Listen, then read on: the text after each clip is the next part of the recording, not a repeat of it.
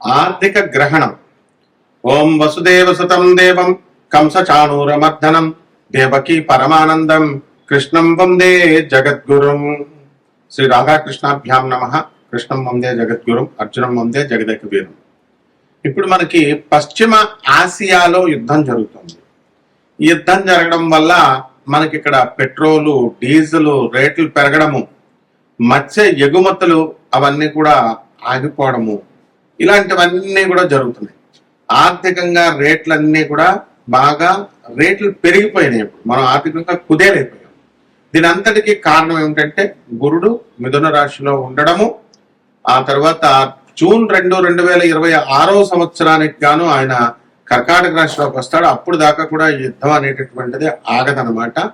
అలాగే ఈ యొక్క కుజ, బుద్ధ, శుక్ర గ్రహాలు, శని గ్రహాలన్నీ కూడా మనకి మీనరాశిలో ఉన్నాయి. మరి ఏప్రిల్ 18 తర్వాత మనకి శుక్రుడు మనకి ఈ యొక్క మేషరాశిలోకి మారడం, ఇలాంటివన్నీ కూడా జరుగుతాయి. ఈ లోపల అసలు ఎందుకు మరి ప్రభుత్వాలు ఈ రవి గ్రహము మనకి ఏప్రిల్ 14 తర్వాత మేషరాశిలోకి వస్తున్నాడు, ఏమైనా మార్పులు ఉంటాయా ఈ ఆర్థిక గ్రహణంలో అనుకుని మనం చూసినట్లయితే, ఈ యుద్ధంతో ఏమైందంటే మనకి ఎక్కువ సవాళ్ళని మనం ఎదుర్కొంటున్నాము. తర్వాత మన దేశం ముఖ్యంగా మనకు సంబంధం లేకపోయినప్పటికీ కూడా, అలాగే మన మూలధన పెట్టుబడులకు కానీ ఆర్థిక వ్యవస్థకు కానీ పెద్దగా మనకేమి నష్టం మాటలేదు. ఎందువలనంటే గురుడు మిథున రాశిలో ఉండడం వల్ల ఇది కారణం. మాట వెళ్ళలేదని సర్టిఫై చేసింది ఎవరండి? మన కేంద్ర ఆర్థిక శాఖ మంత్రి అయినటువంటి నిర్మలా సీతారామన్ గారు. కాబట్టి ఈ యుద్ధంతో నష్టపోయేటటువంటి రంగాల్ని ఆదుకోవడానికి అవసరమైనటువంటి నిధుల్ని, వాటికి అలాంటి ఇబ్బంది లేదని కూడా ఆమె భరోసా ఇచ్చారు. ఇది శనీశ్వరుడు ఇస్తాడు మనకి. శని మనకి ఈ యొక్క మీనరాశిలో ఉండి వక్రించి ఉన్నాడు. కాబట్టి ఇంకా అవసరమైతే ఇంకో స్టెప్ ఏం చెప్పారు? భారత రిజర్వ్ బ్యాంక్ RBI కీలక వడ్డీ రేట్లు తగ్గించేటటువంటి అవకాశాలు ఉన్నాయన్నారు. ఈ యొక్క బుధ గ్రహము మనకి ఈ వెసులుబాటులు మనకు కలిగిస్తుంది. ఇప్పుడు మనం గమనించినట్లయితే ఏప్రిల్ 10లో మీనరాశిలోకి బుధ గ్రహం ప్రవేశిస్తుంది. ఏప్రిల్ 30 వరకు అక్కడ ఉంటుంది. కాబట్టి ఏప్రిల్ 30 వరకు మనకి యుద్ధం నుంచి వచ్చేటటువంటి ఫలితాల నుంచి మనం తప్పించుకోలేము. ఆ తర్వాత మళ్ళీ ఏప్రిల్ 30 తర్వాత మేషరాశిలోకి వచ్చిన తర్వాత మే 14 వరకు మనకు ఆర్థిక సంక్షోభం ఉంటుంది. అంటే యుద్ధం ఖచ్చితంగా జరుగుతూనే ఉంటది. ఇప్పుడు ట్రంప్ వార్నింగ్లు ఇచ్చినా, ఎన్ని ఫైనల్ వార్నింగ్లు ఇచ్చినా ఇరాన్ ఏమి అది లెక్క చేయడం లేదు. 45 రోజులు విరామం ఇచ్చే చర్చలు పెట్టుకుంటా ఉంటున్నారు. అయితే వాళ్ళు ఇరాన్ పెట్టేటటువంటి ఈ యొక్క ఆంక్షల్ని మన ట్రంప్ ఒప్పుకోవడం లేదు. కాబట్టి యుద్ధం ఇక్కడ క్లియర్ గా మనకు తెలుస్తుంది. మే 14 వరకు సెటరైట్ కాదు ఈ ఆర్థిక ఇబ్బందులు, ఈ ఆర్థిక గ్రహణం. మే 14 తర్వాత ఎప్పుడైతే బుధుడు వృషభ రాశిలోకి వస్తాడో అక్కడి నుంచి ఆర్థిక పరిస్థితి బాగుంటుంది, రూపాయి విలువ పెరుగుతుంది కూడా. ఇప్పుడు మనకి ఏమైందండి రూపాయి విలువ అని అన్నప్పుడు మనం చూసుకుంటే ఈక్విటీ, ముంబై ఈక్విటీ అనూహ్యంగా రికవరీ చేసిందనమాట.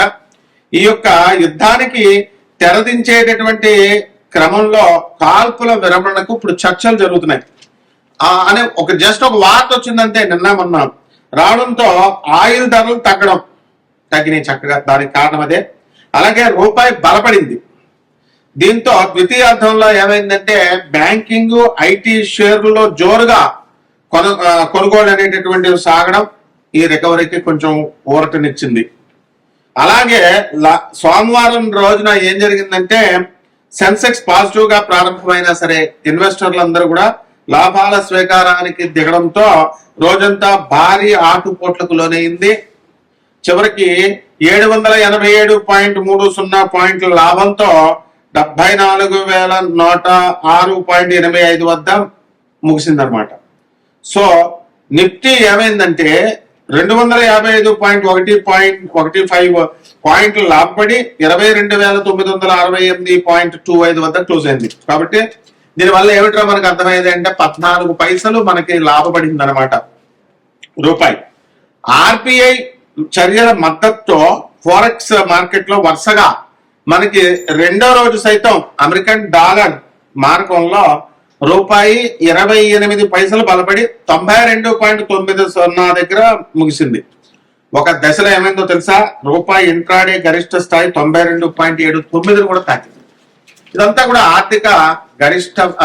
ఆర్థికంగా గ్రహణాల ఇది. కాబట్టి మనం ఏం చేయాలంటే వడ్డీ రేట్లు తగ్గించే అవకాశం ఉంది. అలాగే మనకి ఈ ఆర్థిక క్రమశిక్షణ అనేటటువంటిది మనం అలవాటు చేసుకున్నాం భారత ప్రభుత్వం.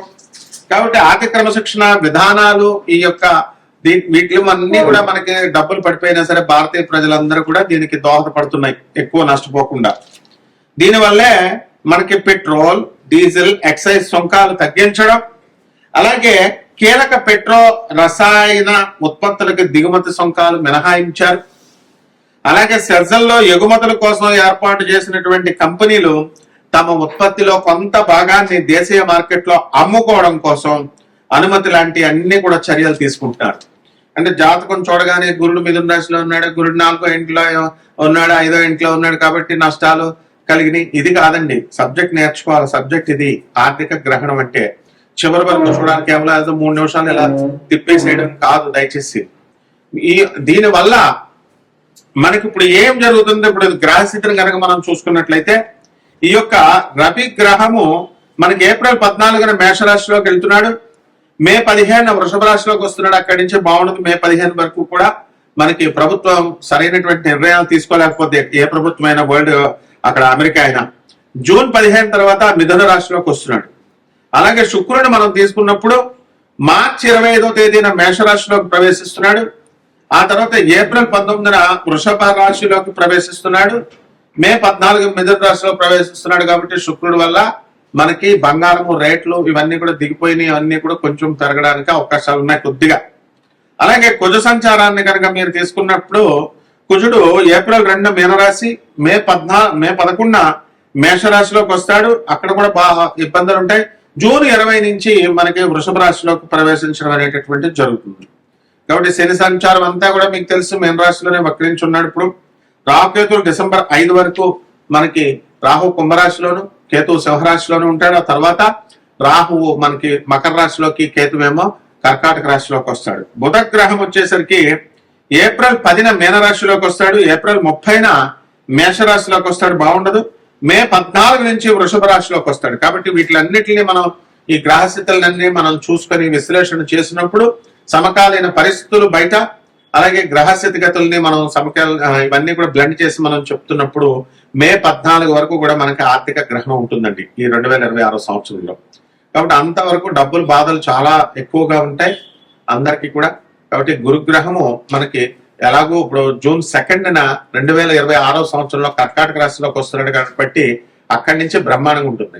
ఇవన్నీ కూడా మనకి ఈ 12 రాశుల వారి మీద ఈ ఎఫెక్ట్ అనేటటువంటిది ఉంటుంది. ఇవన్నీ మనము 12 రాశుల వారికి కూడా గోచార రీత్యా జరిగేటటువంటి, దేశంలో జరిగేటటువంటి, ప్రపంచంలో జరిగేటటువంటి సంఘటనలు మనం చెప్పాం. అయితే వ్యక్తిగతంగా మీ జాతకాలు కావాలి అనుకునేటటువంటి వాళ్ళందరూ కూడా మనకి నాన్ ప్రాఫిట్ దీంతో స్కీమ్తో, అంటే లాభాపేక్ష లేకుండా కేవలము మనం ప్రజలకి హెల్ప్ చేయాలి, సరైనటువంటి మార్గ నిర్దేశకత్వం చేయాలి అనేటటువంటి ఉద్దేశంతో మీ అందరికీ కూడా మీకు ఈ యొక్క జాతకాలు, పర్సనల్ జాతకాలు చెప్పడం జరుగుతుంది. అందువల్ల మీరు చాలా డిసిప్లిన్డ్ గా, నిజంగా ఇంట్రెస్ట్ ఉన్నటువంటి వాళ్ళు మాత్రమే వాట్సాప్ నెంబర్కి పెట్టాలి. అందుకని ఇష్టం వచ్చినట్టు ఫోన్లు చేసేయడము, లేకపోతే ఏదో వెకిలిగా చేస్తే ఎట్టి పరిస్థితుల్లో కూడా ఊరుకోండి. కాబట్టి we're ready to help you, we're ready to guide you.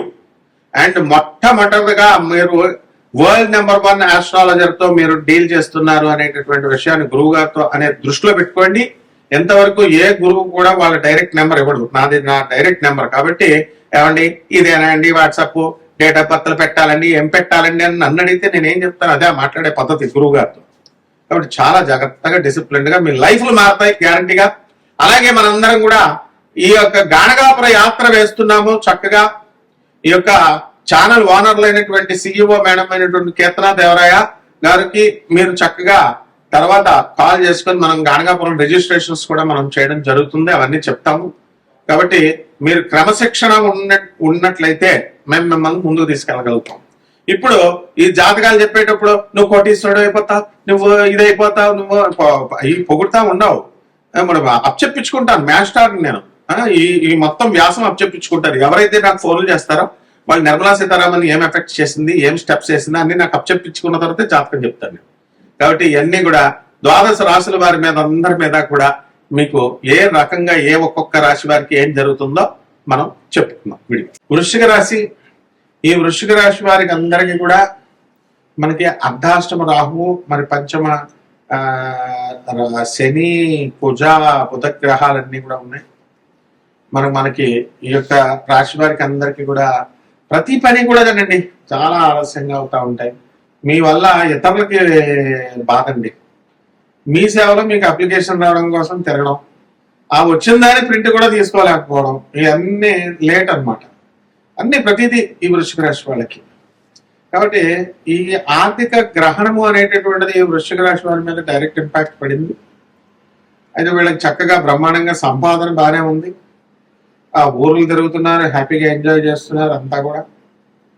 అయితే ఈ జూన్ 2, 2026 సంవత్సరం దాటిన తర్వాత మరి వీళ్ళకి అష్టమ గురుడు వస్తున్నాడు. ఈ లోపల చాలా చక్కటి అప్పులు అందరూ కూడా తెచ్చి మీకు ఇవ్వడం జరుగుతుంది. ఇప్పుడు దుబాయ్లో ఉన్నారు, ఏం చేసుకుంటారండి, అక్కడ యుద్ధాలు జరుగుతున్నాయి. అవన్నీ కూడా బంధువులు, ఇతర గల్ఫ్ కంట్రీస్ అన్ని కూడా వాళ్ళ దగ్గర ఉన్న సంపద అంతా కూడా ఇంచుమించు యుద్ధాల్లో పోతోంది. కాబట్టి ఎటువంటి వాళ్ళందరూ కూడా మీకు డబ్బులు ఉంచండి, అప్పు ఉంచండి, మీరు తర్వాత ఇవ్వండి, మీరు ఇల్లు కట్టండి, ఫస్ట్ స్థలం కొనండి అని మీ చేతుల్లో పెట్టడం అనేటటువంటివి జరుగుతాయి. కాబట్టి ఈ వృశ్చిక రాశి వారికి ముఖ్యంగా చాంచల్యం చాలా ఎక్కువగా ఉంటుందండి. ఏ పనైనా అవ్వాలంటే ఏంటంటే మనకి స్ట్రిక్ట్ గా స్థిరమైన అభిప్రాయాలు ఉంటాయి. ఎవరైతే చెప్పినట్టు వాళ్ళు మనం చెప్పినట్టు వింటే ఏ పని జరగదు కదండి. అందువల్ల ఎవరు చెప్పాలో, ఎవరు మంచిగా కరెక్ట్గా చెప్తున్నారో వాళ్ళు చెప్పేది వింటే మీకు పని జరుగుతుంది. కాబట్టి ఈ రాశి వారికి అందరికీ కూడా మరి ప్రేమ వివాహాలు జరగడానికి అవకాశాలు ఉన్నాయి. చాలా డేర్ అండ్ డాషింగ్ అండి వృశ్చిక రాశి వాళ్ళు. కాబట్టి ప్రేమ వ్యవహారం బాగానే ఉంటుంది. కాకపోతే ఏంటంటే వీళ్ళతో వచ్చిన మధ్యలో కొంతమంది ఎస్కేప్ అయిపోతారు. అలా కాకుండా మీరు ధైర్యంగా కొంచెం ముందుకు వెళ్ళాలి, మైండ్ స్థిరంగా ఉండాలి. ప్రతి విషయంలో కూడా ఆర్థికంగా అనేకమైనటువంటి సంక్షోభాలు మీకు జరుగుతున్నప్పటికీ కూడా వాటిని ప్లానింగ్తో, ఒక మంచి ప్రణాళిక, ఆర్థిక పరమైనటువంటి క్రమశిక్షణతో మీరు ముందుకు వెళ్ళగలుగుతారు. మరి విద్యార్థులను కూడా మనం తీసుకున్నప్పుడు విద్యార్థులందరూ కూడా బ్రహ్మాండంగా చదవడం ఇవన్నీ జరుగుతాయి. అలాగే మేనమామలతో మీకు వాళ్ళు చేసేటటువంటి పిచ్చి పనులతో మీకు కొన్ని సమస్యలు రావడానికి అవకాశాలు ఉంటాయి. ఉదాహరణకి మీ అమ్మగారికి ఎప్పుడో ఆస్తి ఇచ్చేసారు. ఆస్తి ఇచ్చేస్తే పెద్దవాళ్ళు అయిపోయారు, 30 సంవత్సరాలు అయిపోయింది, మీ మేనమామ ఇప్పుడు గేసేస్తాడు మీ మీద. అది మా నాన్న తెలియకుండా మా అమ్మకి మా చెల్లికి ఇచ్చాడు, ఇప్పుడు నాకు కావాలి. పాపం ఇటు మీకు రాక, ఇటు మీ ఎదురు డబ్బులు లాయర్లు పెట్టుకుని మీరు వాదించుకోవడాలు ఇవన్నీ అవసరమా? అంటే ఇలాంటి విషయాలు అన్నీ కూడా జరుగుతాయి మీకు. మీరందరూ కూడా చూసుకోండి, అబ్జర్వ్ చేయండి. అలాగే ఏకత్రాటి మీద ఈ సమస్యలన్నీ కూడా తొలగిపోవాలంటే గురువు యొక్క అనుగ్రహం కావాలండి. ఆ గురువు అంటే మీరు చాలా మంది తెలియక చాలా కన్ఫ్యూజన్ అవుతున్నారు. గురువు అంటే ఏదో జ్యోతిషం చెప్పేవాళ్ళు, లేకపోతే ప్రవచనాలు చెప్పేవాళ్ళు, స్వామీజీలో, లేకపోతే ఈ యొక్క యూట్యూబ్లో చెప్పేవాళ్ళు గురువులు అనుకుంటారు. వీళ్ళన్నిటికీ గురువులు కారు. గురువు అనేటటువంటి వాడు జగద్గురువు అయినటువంటి దత్తాత్రేయుడు, ఆదిశంకరుడు, స్వామి వివేకానంద, ప్రభాత్ రంజన్ సర్కార్, ఇలా వాళ్ళు కారణ జన్ములండి. వివేకానందుడు సాక్షాత్తు శివుడు అవతారం, శివుడిగా పుట్టారు. అలా అనమాట. ఆ రమణ మహర్షి వారు, ఇట్లాంటి వాళ్ళు, రామానుజాచార్యులు వారు, ఇలా. అంతేగాని ఇప్పుడు ఉన్నటువంటి వాళ్ళు గురువులు అనుకుంటే వాళ్ళు ఇష్టం వచ్చినట్టు భద్రాచలంలో గోత్రాలు మార్చేస్తారు ఒకళ్ళు, ఒక పేరే మార్చేస్తారు ఒకళ్ళు. గోత్రం మార్చడం అంటే ఎంత ఇది అని అడగకుండా జనం వీళ్ళు కళ్యాణాలు చేయించుకుంటారు. అంటే ఈ గోత్రం అంటే ఏంటి? తండ్రిని మార్చేయడమే. తల్లి, తండ్రి, ఇవన్నీ గోత్రాలు వస్తాయి కదండి. ఇప్పుడు మేము తండ్రిని మార్చేసి ఇంకొకళ్ళు ఆ ప్లేస్ లో ఇంకొకళ్ళు పెడితే ఎంత చండాలంగా ఉంటుందో ఇవి అలాగే ఉంటాయి. వీళ్ళ గురువులు ఎలా అవుతారండి అసలు? ఇట్లాంటివన్నీ కూడా వస్తాయి కాబట్టి ప్రాక్టికల్ గా జగద్గురువు అయినటువంటి దత్తాత్రేయ స్వామి వారు మాత్రమే, నృసింహ సరస్వతి స్వామి వారు దత్తాత్రేయ సెకండ్ అవుతారు. ఆయన మీ యొక్క సమస్యలను పరిష్కారం చేస్తారు. కాబట్టి ఆ జగద్గురువు దగ్గరికి మన ఈ ఛానల్ ఓనర్ అయినటువంటి మేనేజింగ్ డైరెక్టర్ అయినటువంటి గాంధీ గారు, అలాగే సిఇఓ గారు అయినటువంటి కేతనాదేవరాయ్ గారు, కెమెరామెన్ అయినటువంటి హరీష్ గారు మీకు మంచి కాఫీలు, టిఫిన్లు అన్ని టైంకి అందిస్తారు చక్కగా. వీళ్ళందరూ కూడా యాత్ర వేస్తున్నారు. వారి గురువు సమక్షంలో వెళ్ళాలి. గురువు మనం కాబట్టి మనం దత్తాత్రేయ స్వామి శిష్యులం కాబట్టి కూడా మనం మే ఎండింగ్ కల్లా మనందరం వెళ్దాం. బస్సు యాత్ర వేస్తున్నారు. మనం వెళ్ళమే మన పని చక్కగా మీకు అక్కడికి వెళ్ళిన తర్వాత పారాయణ అవన్నీ చేస్తాం. చక్కగా రూములు గేములు అవన్నీ మన చేతిలోనే ఉంటాయి. దర్శనాలు గిర్శనాలు అన్ని కూడా ఏం కష్టాలు పడక్కర్లేదు. గురువు యొక్క సంపూర్ణ అనుగ్రహము, దత్తాత్రేయ స్వామి యొక్క సంపూర్ణ అనుగ్రహం కోసం మీరు ఏం చేయాలో మేము చేస్తాం. కాబట్టి అవన్నీ కూడా రిజిస్ట్రేషన్స్ అన్ని కీర్తన దేవరాయ మేడంతో మాట్లాడుకొని రిజిస్ట్రేషన్స్ చేసుకోండి. ఇంకా పరిహారాలు చెప్పాలి కదండి. ఈ యొక్క రాహు జపం చేసుకోవాలి, రాహు స్తోత్రాలు చదవాలి, రాహుకి కిలోంపావు మినుములను ఆవుపేట రంగు ఉన్నటువంటి వస్త్రాన్ని ఇచ్చి పేద బ్రాహ్మణికి శనివారం నాడు ఉదయం 8 గంటలకి దానం చేసుకోవాలి. శని జపం చేయాలా, శని స్తోత్రాలు చదవాలా. ఇది కాకుండా బుధుడు ఉన్నాడు, మరి బుధుడు అసలు చాలా చండాలంగా ఉన్నాడు. బుధ జపం చేసుకోవాలా, బుధ స్తోత్రాలు చదవాలా. బుధుడికి కిలోంపావు పెసల్ని ఆకుపచ్చ రంగు ఉన్నటువంటి వస్త్రాన్ని దానం చేయాలి. విష్ణు సహస్ర పారాయణ చేయాలి, విష్ణు పారాయణ చేయాలా.